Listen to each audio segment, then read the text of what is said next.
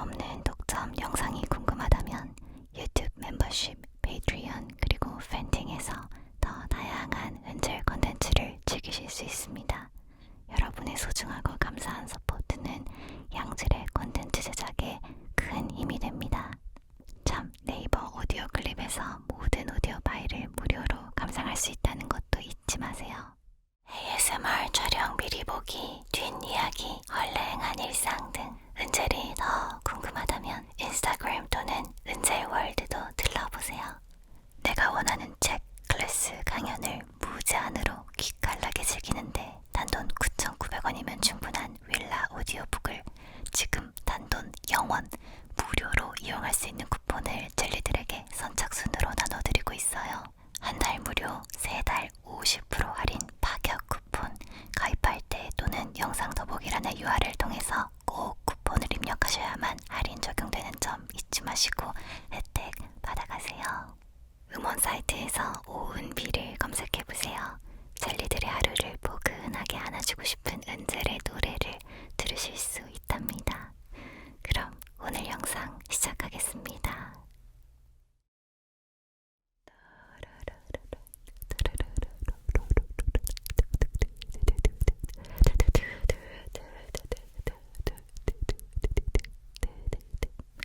Hi, it's 은서. 안녕하세요, 은젤입니다. 오늘은 수능, 저의 수능서를 풀어보려고 합니다. 수능을 이미 보신 델리분들은 저처럼 옛날 기억을 더듬어 보실 수 있으실 거고, 지금 수험생이신 분들은 나도 수험생인데 하면서 뭔가 비슷한 상황에 이입해서 들어보실 수 있을 것 같고요. 무엇보다 이 에피소드를 듣고 나시면은 저라는 사람, 은젤이라는 사람이 어떤 사람인지를 조금은 더 알게 되실 수 있지 않을까 생각합니다. 차근차근 들어주세요. 자, 수능 정말 많은 수험생들이 오랜 시간 동안 준비하는 시험이잖아요. 12년 공부해서 하루 만에 평가받는다는 말을 할 만큼 정말 수험생들이 긴장하는 그런 시험인데, 저도 수능을 앞두고 굉장히 긴장을 많이 했죠. 수능 때는 이제 컨디션이 굉장히 중요하잖아요. 점심을 뭘 싸갈까 고민을 하다가 저는 이제 카레를 싸가기로 결정을 했어요. 왜냐면은 제가 모의고사를 칠 때마다 점심시간에 잠깐이라도 눈을 붙이지 않으면 그 다음 시간에 너무 졸린 거예요.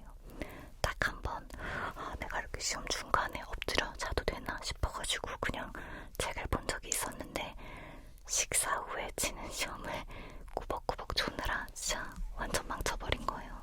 그래서 나는 점심시간에는 점심을 빨리 먹고 한숨 자야 되는 사람이구나 해가지고, 평소에 제가 좋아하기도 하고 또 빠르게 비벼서 먹을 수 있는 카레를 점심 식사로 준비를 했습니다. 수능 당일은 점심 메뉴조차 중요하다 이 말이야. 그래서 그렇게 준비를 해가지고 최대한 좋은 컨디션을 유지해서 시험을 치러 간 거죠. 오전 시험을 치는데 무난했어요. 느낌에 이 정도면 나쁘지 않다, 괜찮아, 잘하고 있어. 오전 시험을 치고 점심을 진짜 빨리 먹고 바로 이제 엎드렸어요. 이게 깊이 잠이 들지 않아도 눈을 이렇게 감고 눈을 붙이고 있는 것만으로도 휴식이 되거든요. 그래서 이렇게 눈을 붙이고 점심시간을 지나서 이제 오후 시험을 치게 됩니다. 저 때는 이제 영어를 치고 나서 탐구 영역 시험을 쳤는데요. 탐구 영역 시험지를 딱 받았습니다. 여기서 제가 말씀드려야 될 게, 탐구 영역에 대해 할 말이 있어요. 제가 고등학교 2학년 말까지만 해도 이과였습니다. 그리고 이제 3학년 초에 문과로 전과를 했거든요. 그러니까 저희 학교 시스템상 다른 학교는 어땠는지 모르겠지만 제가 고2 여름 방학 때부터 나는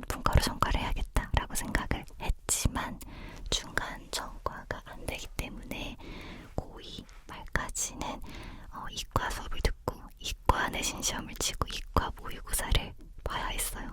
그러고 나서 겨울방학 때부터 이제 고3 들어갈 때부터 문과 공부를 할 수 있었어가지고 국어, 영어는 어차피 이제 공통 과목이니까 상관이 없지만 탐구 영역이 저는 정말 수능을 치기 직전까지도 너무나 부담스러운 영역이었어요. 1년 만에 이제 공부를 해야 하는 것이 좀 부담스러웠죠.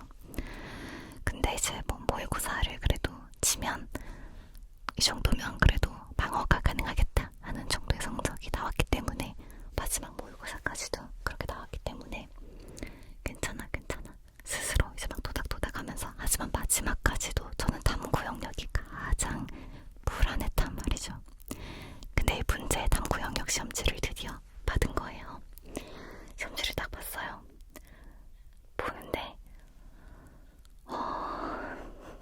이게 웬일입니까? 제가 그때 느낌을 말하자면 손이 이렇게 펄펄펄펄펄 떨리고요. 심장 박동수가 갑자기 좀 막 쿵쾅쿵쾅 빨라지면서 얼굴이 막 뜨거워지고 귀까지 막 귀가 막 김이 나는 것 같아. 막 귀가 엄청 뜨거워지는 거예요. 너무 어려운 거예요. 이게 보통 모든 시험이 그렇지만 1번, 2번 이런 초반부 문제는 쉽잖아요. 맞추라고 주는 문제거든요, 사실. 근데 1번부터 너무 어려운 거야. 그러니까 막 심장이 막 쿵쾅쿵쾅 하는데 제가 무슨 생각이 들었냐면은 이거 몰래카메라인가? 이런 생각을 했어요. 이게 웬만큼 어려우면은 아 내가 시험 망쳤네 뭐 이런 느낌이 드는데 이거는 몰래카메라 아닌가? 뭔가 이상한데 이런 생각이 들 정도였던 거죠. 근데 학생들 아무도 뭐 손을 들고 시험지가 좀 이상한 것 같습니다 뭐 이런 얘기를 아무도 안 하니까 이제 저는 당황 수치는 여기까지 올라간 채로 빨개진 채로 이제 시험을 치게 된 거죠. 이게 진짜 현실이 맞나? 꿈인가 생신가? 그런 와중에 탐구 영역 시험을 마치고 저는 제2외국어도 선택을 했었기 때문에 제2외국어 시험까지 다 치고 이제 교문을 나섰습니다. 수능을 치는 날씨가 되게 추운 겨울이잖아요. 교문 앞에 막 이제 부모님들이 다 기다리고 계세요. 내 딸, 내 아들 시험 치고 나오면 이렇게 맞이해 주려고 기다리고 계세요. 12년 동안 따지고 보면 같이 동고동락한 거잖아요. 저희 부모님도 손발을 동동동 하면서 기다리고 계시더라고요.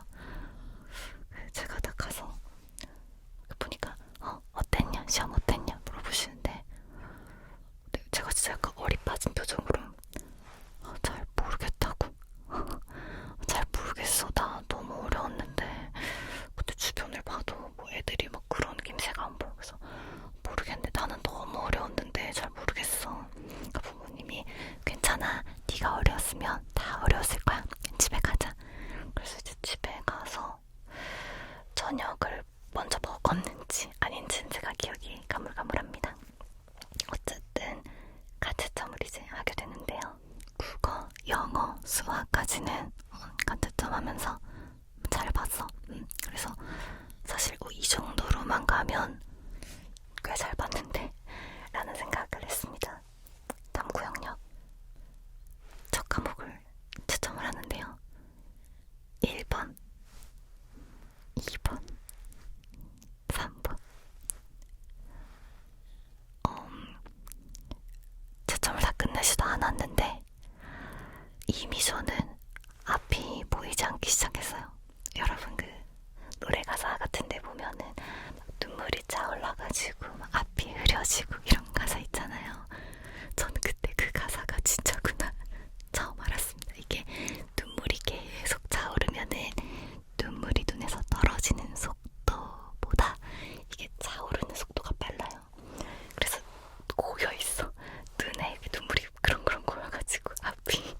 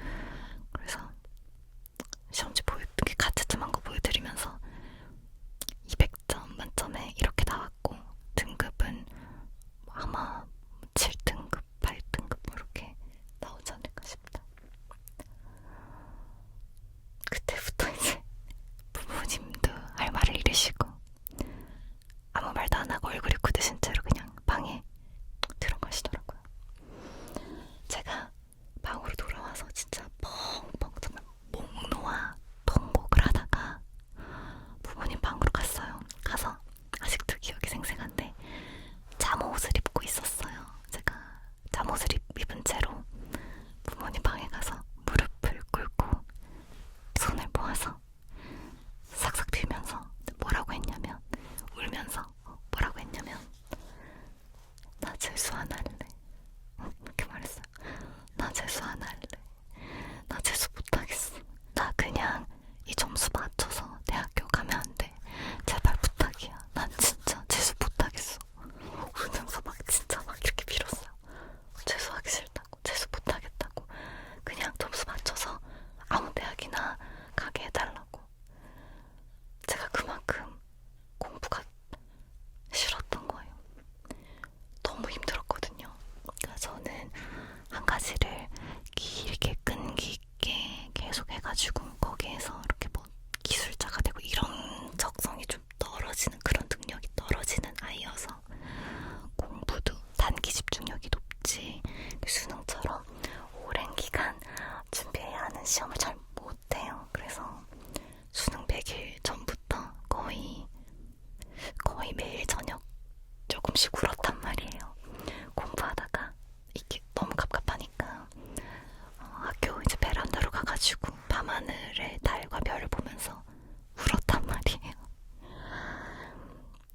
저는 이거를 제가 1년을 더 해야 한다고 생각하니까 막 숨을 못 쉬겠더라고요. 뭐 내가 가고 싶은 대학을 못 가, 이런 거 중요하지 않아. 그냥 재수 못해. 나는 못해. 재수를 한다고 해도 성적이 떨어지면 떨어지지 더 올릴 자신도 없고. 그래서 막 울면서 막 삭삭 빌었는데, 당연히 제 부모님은 어처구니 없다는 눈으로 저를 바라보시면서 방에 가, 조용히 하고 방에 가, 이렇게 얘기하시죠. 방에 가서 이제 막 계속 막 하면서 울고 있는데 전화가 오는 거예요. 저희 담임쌤한테 전화가 온 거예요. 전화를 받았죠. 여보세요. 선생님이 그래 은비야, 시험 어땠노? 잘 봤나? 고생 많았다. 경상도니까 이렇게 물어보시는데 제가 잘 모르겠어요. 저는 너무 어려웠고 제가 탐구 영역을 너무 많이 못 봤다. 그러니까 선생님이 뭐 얼마나 어려웠길래, 근데 네가 어려웠으면은 다 어려웠으니까 괜찮다. 왜 몇 점 나왔는데? 물어보시는 거예요. 왜 이런 이제 말들을 하시냐면은, 이게 제가 뭐 좀 재수없게 들릴 수도 있지만 팩트니까, 그냥 팩트니까 이야기하자면, 제가 고3 내내 저희 반은 1등이었단 말이에요. 그러니까 이제 어른분들이 나 너무 어려웠어 그러면은 자동적으로 네가 어려웠으면 다 어려웠어, 괜찮아, 이렇게 얘기가 나오시는 거예요.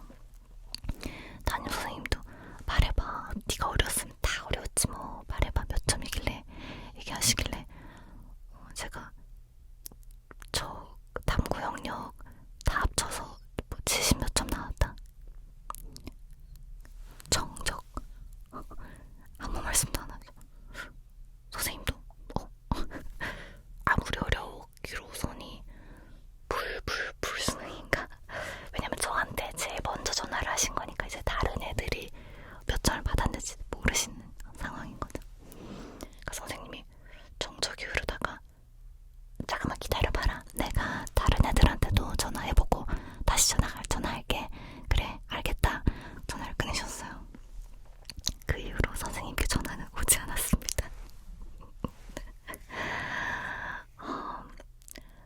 그날 뒤로 저는 단 하루도 등교를 하지 않았어요.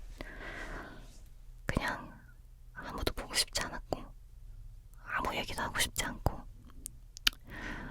집에서도 쉬는 게 아니에요. 엄마 아빠 얼굴을 그냥 죄스러워서 바라보지도 못하겠고, 숨 쉬는 것조차 이제 눈치가 보이는 그런, 진짜